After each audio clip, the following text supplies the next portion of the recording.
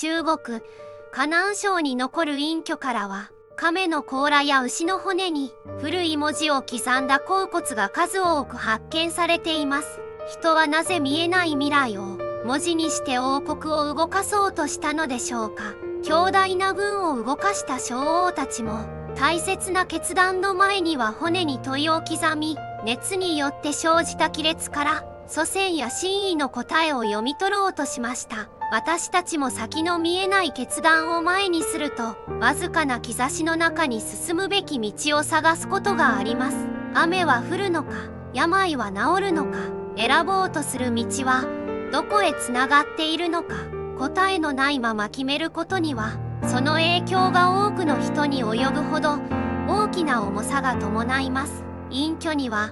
王が祖先を祀った宮殿と宗廟や祭祀の器を生み出した工房、そして戦争や農耕、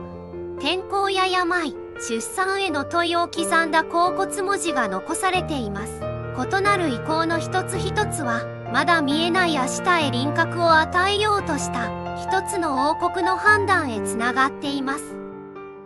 隠居は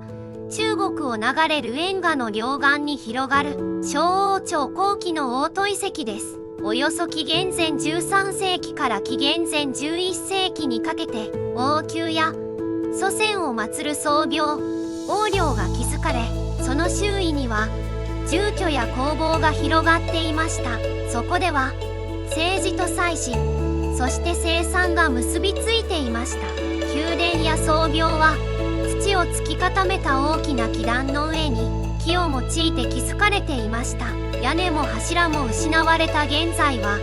地面に残る基礎と穴の並びがかつて人々の足音が交差した場所を伝えています。ここから見つかった甲骨文字は中国で知られる最古級の体系的な文字資料です。その文章は小王朝を考古学と文字の両方から理解するためのかけがえのない手がかりとなりました。秋の風が乾いた土を渡り、発掘された穴の影を薄く伸ばしていきます。その土の下では未来を知ろうとした問いが3000年以上もの間沈黙していました。骨に生じた亀裂はその場で消える小さな兆しではありませんでした。読み取られた兆しは祭祀や出兵をめぐる判断へ結びつき、やがて王国の動きへ変わっていきます。けれどその大きな動きの始まりには、骨を前に進むべき道を選ぼうとする王の姿がありました。第1章、骨に刻まれた王の問い。小王は軍事と祭祀の中心に立ち、王国の重要な判断を担っていました。隠居の甲骨牧事には、雨や収穫、狩猟と戦争、そして病や夢、王族の出産、祖先への供物など多様な関心が刻まれています。どれも王国の行方や王家の存続に関わる簡単には見過ごせない問題でした。小王朝では亡くなった王や王妃などの祖先が生きている人々の世界へ影響を及ぼすと考えられていました。王は祖先へ問いかけ、祭祀を整え、祖先と共同体をつなぐ特別な位置に立っていたようです。占いは王の決断を放棄する行為ではありません。いつ軍を送るのか、どの祖先へ何を捧げるのか、亀裂から読み取った兆しを受け止め、最後に行動を選ぶのは人間でした。けれどその判断は祖先の意思と結びつけば、王の命令は個人の考えを超えた重みを持ちます。未来を問う儀礼は不安を和らげると同時に、王の決断を王国全体へ届かせる力にもなりました。強い王であるほど失敗した時に生まれる犠牲も大きくなります。一度の出廷、一度の祭祀、一度の収穫判断が多くの命と食料を左右するからです。甲骨に刻まれたのは未来の答えだけではありません。力を持ちながらなお決めきれなかったものの問いでした。第2章、亀裂が王都を動かすまで。祭祀の場には整えられた牛の肩甲骨や亀の復興が運ばれます。表面は削られ、裏側には熱を加えるためのくぼみが作られました。そこへ熱した道具を当てると、乾いた音とともに細い亀裂が走ります。占う者や王はその向きや形から兆しを読みました。甲骨には占いを行った日付や人物、問いの内容、王の判断、そして後の結果などが記されることもあります。ただし全てが同じ形で残されたわけではありません。刻まれた問いはその場だけで消える声ではなくなります。雨を願う問いも、敵への出兵をめぐる問いも、硬い表面に残され、同じ儀礼を担う者たちの間で読み返せる形になりました。けれど一枚の甲骨が生まれるまでには多くの手が必要でした。動物を集め、骨や甲羅を整え、くぼみを作り、熱を加え、文字を刻む。王の問いは名を残さない職人や祭司の担い手によって形にされていました。王都の周囲では青銅器や国旗、玉器などを作る工房も動いていました。大きな祭祀には器や供物が必要となり、農地からは穀物が集められます。甲骨には王が共同工作を命じたことを示す記録も残されています。文字になった判断はやがて人の動きへ変わります。兵士が集められ、畑で働く者の予定が決まり、供物となる動物が選ばれ、工房では再起を整える手が動き始めます。未来は本来まだ存在していません。それでも問いを刻み、兆しを読み、結果を記すことで王とは見えない時間に輪郭を与えようとしました。しかし問いが数多く残されたことは王国が未来を支配できた証ではありません。何度答えを得ても消えなかった不安が骨の表面に積み重なっているのです。第3章、答えの向こうの人々。甲骨文字には王だけでなく王家に連なる人々の名も現れます。その一人が武帝王の妃として知られる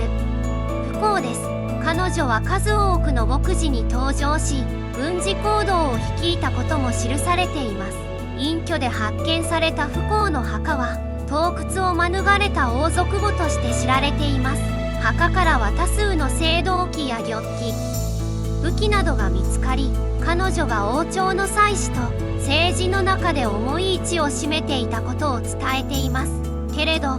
文字に名を残したものは限られていました。甲骨が詳しく伝えるのは主に王と王室が何を恐れ、何を望み、何を決めようとしたのかということです。出兵の吉凶が問われた先には戦場へ向かう人々がいました。収穫が問われた先には土を耕す人々がいました。祭祀の日取りが決まれば供物を集め、器を運び、儀礼を整える多くの手が動きました。隠居の横領や祭祀の意向からは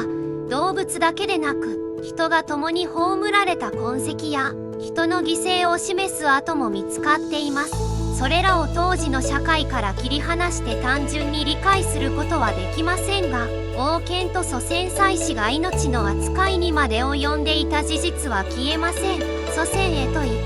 答えに従うことは共同体に安心を与えたかもしれません。同時にその答えを疑うことが難しい社会では選ばれなかった道や拒むことのできなかった人々もいたはずです。文字は王の迷いを残しました。しかし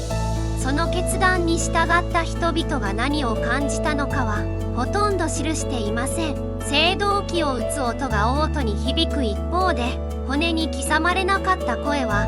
土の中へ沈んでいきました。第4章、未来の文字が語る過去。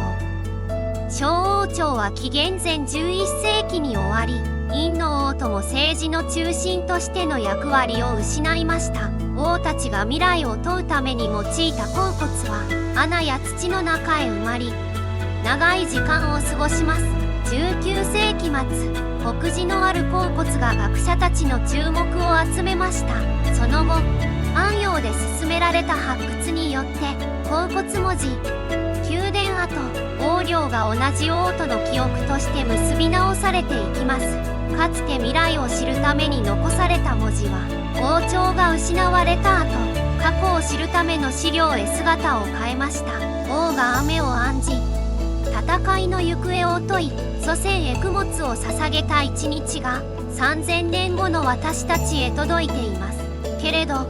甲骨は陰の全てを語ってはくれません。残っているのは王室の関心に偏った記録であり、読み方の定まらない文字もあります。読み取れた文章にも問いの背景や人々の感情までは記されていないことがあります。未来を確かなものにしようとした文字が現代には欠けた過去の形で届く。そこには人が記録へ託した願いと記録だけでは超えられない時間の隔たりが重なっています。私たちは亀裂の形をたどり、細い線を読み、王たちの問いを言葉へ戻すことができます。それでも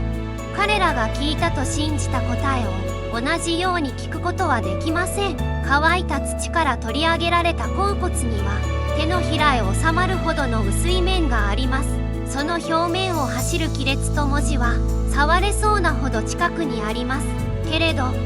それらが生まれた時間だけは戻れない遠さにあります。甲骨に残された亀裂はかつて未来へ開いた道として読まれていました。その脇には雨を待つ問い、戦いを前にした迷い、病や出産への不安、祖先へ捧げるものが刻まれています。王たちが求めたのは歴史に名を残すことよりもまだ訪れていない明日へ誤らず進むための答えだったのでしょう。けれど